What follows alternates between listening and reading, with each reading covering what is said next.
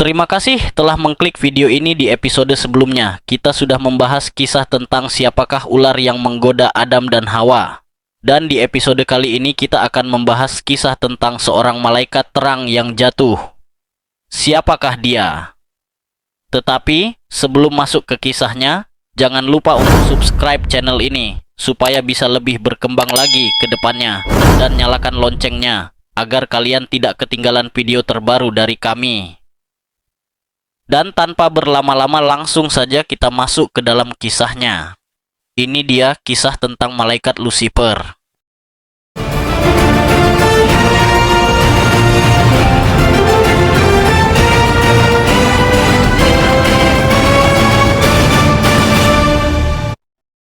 Pernahkah kamu bertanya, bagaimana mungkin seorang malaikat yang paling mulia, paling indah, dan paling dekat dengan Tuhan berubah menjadi musuh terbesarnya?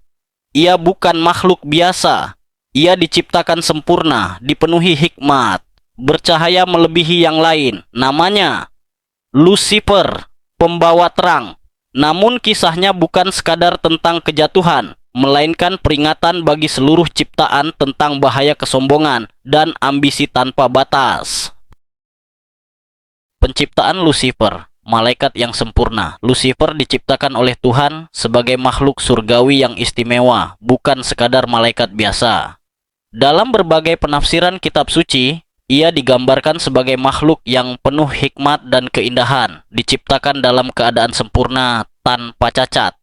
Kesempurnaan ini bukan hanya tampak dari penampilannya, tetapi juga dari kedudukannya yang tinggi di antara bala tentara surga. Ia dipercaya menjalankan tugas-tugas penting dalam hadirat Tuhan, menandakan betapa besar kepercayaan yang diberikan kepadanya. Sebagai malaikat yang sempurna, Lucifer hidup dalam terang dan kemuliaan Tuhan.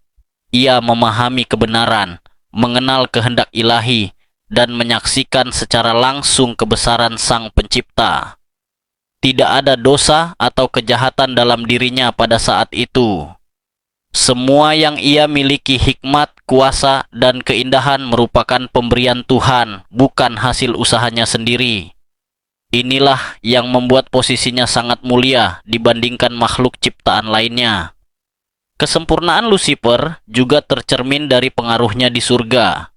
Ia digambarkan sebagai pemimpin di antara para malaikat, sosok yang dihormati dan diikuti. Beberapa penafsiran menyebutkan bahwa ia memiliki peran dalam pujian dan penyembahan, sehingga keberadaannya erat kaitannya dengan keharmonisan surga. Dalam posisi ini, Lucifer seharusnya menjadi teladan ketaatan dan kerendahan hati bagi malaikat lainnya.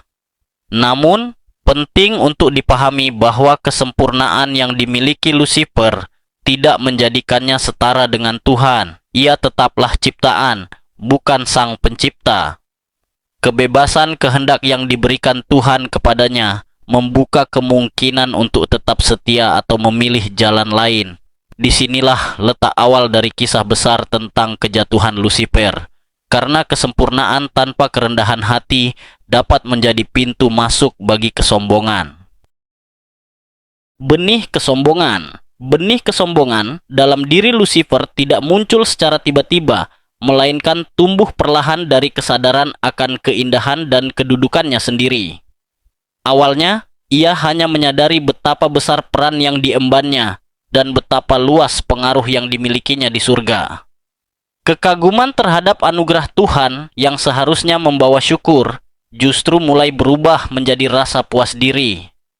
Dari sinilah perhatian Lucifer perlahan bergeser, bukan lagi kepada Tuhan sebagai sumber segala kemuliaan, melainkan kepada dirinya sendiri.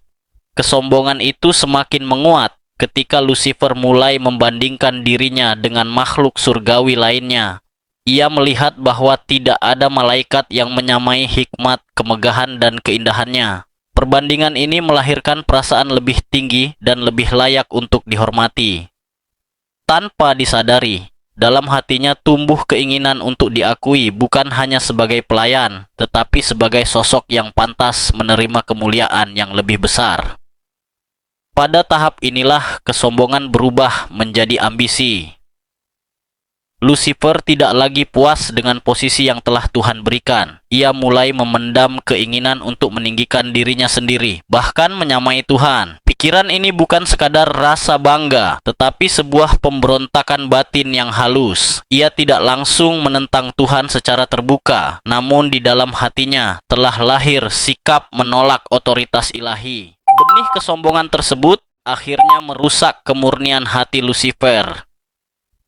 Apa yang sebelumnya adalah terang berubah menjadi awal kegelapan. Kesombongan membuatnya lupa bahwa semua kemuliaan yang dimilikinya adalah pemberian, bukan hak. Dari satu sikap meninggikan diri, Lucifer mulai melangkah menuju kejatuhan besar, membuktikan bahwa kesombongan adalah dosa yang seringkali bermula dari hal yang tampak kecil, namun berujung pada kehancuran. Pemberontakan di surga. Pemberontakan di surga bermula ketika kesombongan yang ada dalam hati Lucifer tidak lagi tersembunyi. Ambisi untuk meninggikan diri berubah menjadi tindakan nyata. Ia mulai menyuarakan ketidakpuasan terhadap tatanan ilahi dan menabur pengaruh kepada malaikat-malaikat lain. Dengan kecerdikan dan wibawanya, Lucifer menanamkan gagasan bahwa mereka pantas memiliki kedudukan yang lebih tinggi, bahkan kebebasan dari otoritas Tuhan. Dari sinilah pemberontakan mulai terbentuk secara perlahan namun pasti. Seiring waktu, pengaruh Lucifer semakin besar hingga sepertiga malaikat mengikuti jalannya.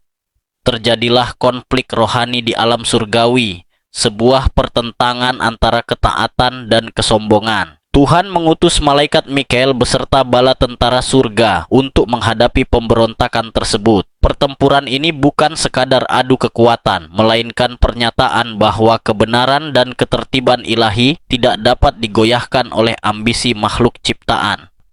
Akhir dari pemberontakan itu adalah kekalahan Lucifer dan para pengikutnya. Mereka diusir dari surga dan kehilangan tempat dalam kemuliaan Tuhan. Kejatuhan ini menandai perubahan besar. Lucifer tidak lagi berdiri sebagai malaikat terang, melainkan menjadi musuh Tuhan.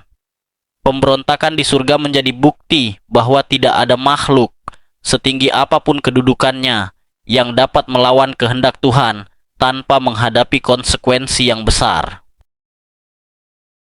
Dari Lucifer menjadi setan. Setelah diusir dari surga, Lucifer mengalami perubahan yang sangat mendasar. Ia tidak hanya kehilangan tempat dan kemuliaannya, tetapi juga identitasnya sebagai malaikat terang. Terpisah dari hadirat Tuhan, terang yang dahulu memancar dari dirinya digantikan oleh kegelapan.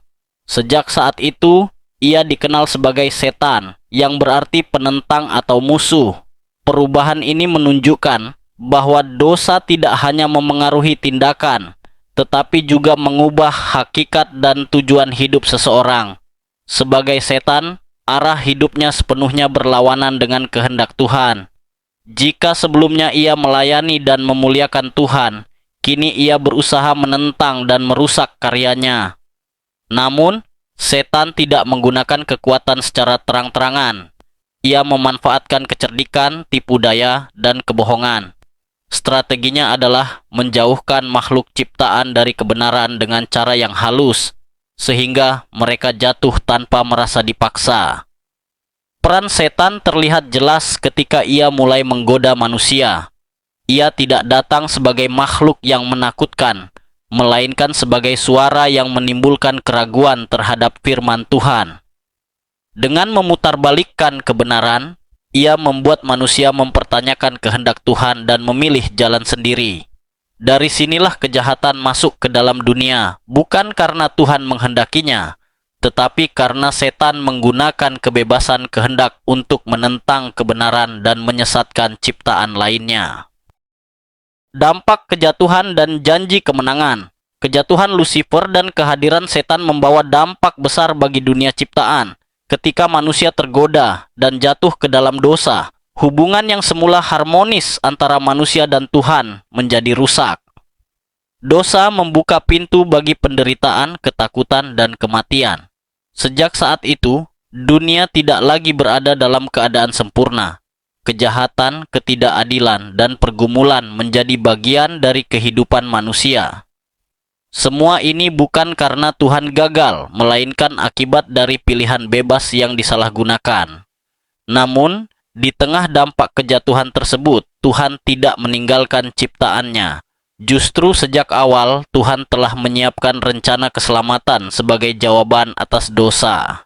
Janji kemenangan dinyatakan bahwa kejahatan tidak akan berkuasa selamanya. Setan boleh menipu dan merusak untuk sementara waktu, tetapi kuasanya terbatas. Ia tidak pernah berada di atas kehendak Tuhan, dan setiap tindakannya tetap berada dalam batas yang diizinkan. Janji kemenangan ini memberi harapan bagi manusia. Pada akhirnya, kebenaran akan mengalahkan kebohongan, terang akan mengusir kegelapan, dan kejahatan akan dihakimi. Kisah ini menegaskan bahwa kejatuhan bukanlah akhir segalanya. Tuhan adalah sumber pemulihan, dan rencananya selalu berujung pada kemenangan. Dengan demikian, meskipun dunia terluka oleh kejatuhan, masa depan tetap berada di dalam tangan Tuhan yang berdaulat. Kisah Lucifer bukan sekadar cerita tentang makhluk surgawi yang jatuh, tetapi cermin bagi setiap makhluk yang memiliki kehendak bebas. Ia mengajarkan bahwa kedudukan tinggi, hikmat, dan keindahan tidak menjamin kesetiaan jika tidak disertai kerendahan hati. Dari pembawa terang menjadi penentang kebenaran, Lucifer menunjukkan betapa berbahayanya kesombongan ketika dibiarkan tumbuh di dalam hati. Melalui kejatuhan itu, kita juga melihat bahwa kejahatan tidak pernah lebih besar dari kuasa Tuhan. Setan boleh bekerja di dunia, menipu dan menyesatkan, tetapi ia tidak pernah memegang kendali penuh. Tuhan tetap berdaulat, dan rencananya menuju pemulihan serta kemenangan tidak dapat digagalkan oleh pemberontakan siapapun. Pada akhirnya, kisah ini mengajak kita untuk bercermin. Kemana arah hati kita tertuju? Apakah kita meninggikan diri sendiri, atau tetap rendah hati di hadapan Sang Pencipta? Sebab terang sejati tidak pernah berasal dari ambisi pribadi, melainkan dari hidup yang taat dan bersandar pada Tuhan. Dan selama kita memilih kebenaran, terang itu akan selalu menang atas kegelapan. Begitulah kisah tentang malaikat Lucifer yang jatuh karena kesombongan. Jangan lupa untuk subscribe channel ini supaya bisa lebih berkembang lagi ke depannya. Dan nyalakan loncengnya agar kalian tidak ketinggalan video terbaru dari kami.